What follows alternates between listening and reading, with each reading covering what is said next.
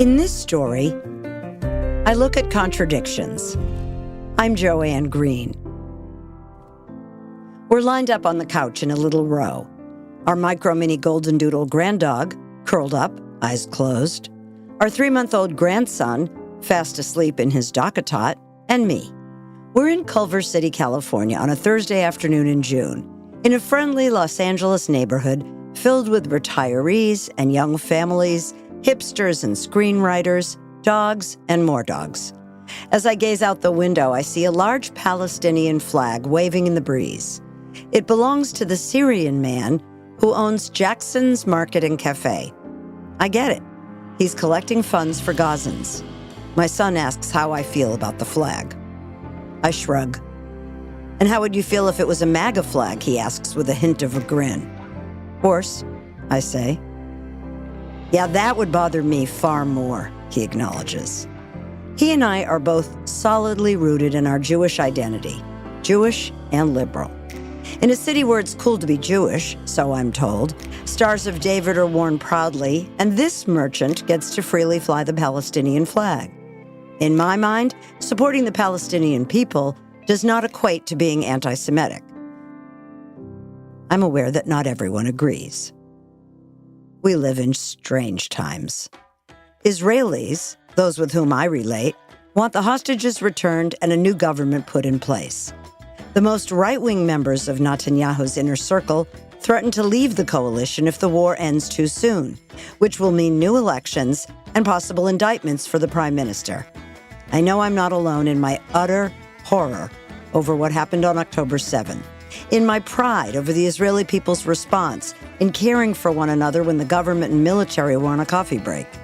I also know that despite the fact that Hamas was democratically elected and that most Palestinians polled supported the unprecedented barbaric invasion, no civilian population deserves to be bombed and starved. Of course, Hamas embedded itself in and above schools and hospitals. We know that. But there's a lot more to know, and far too few of those who protested in university encampments were able to identify which river and which sea they were chanting about. History isn't monolithic or absolute, and the Israeli narrative of what's occurred over the past 75 years is quite different from the story a Palestinian will share. Yet both people lay claim to the land. And there have been decades of attempts at peace treaties, but it hasn't been possible to make peace with an enemy that doesn't recognize your statehood. And no more children, no more people should be killed. All of it is true in my limited perspective. Like so many other things we try to categorize and label, there are no absolutes. War is brutal and rarely leads to equitable outcomes. Violence and hatred are part of the human condition. Because I happen to be a Jewish American, I'm committed to the safety and self-determination of Israelis, my people. Because the man who owns the market and cafe is a Syrian American, he's supporting Palestine.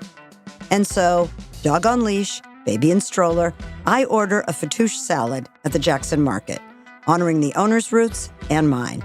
We can peacefully coexist, at least here in Culver City, for the moment. If you enjoy the memoir-style micro-essays that I read on In This Story, please consider checking out my full-length book entitled By Accident, A Memoir of Letting Go. It's now available for sale on Amazon and Audible as a paperback, audiobook, or ebook. You can also order a copy through your favorite independent bookseller, which could use your support.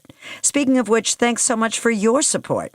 Again, the title is By Accident, A Memoir of Letting Go by yours truly, Joanne Green.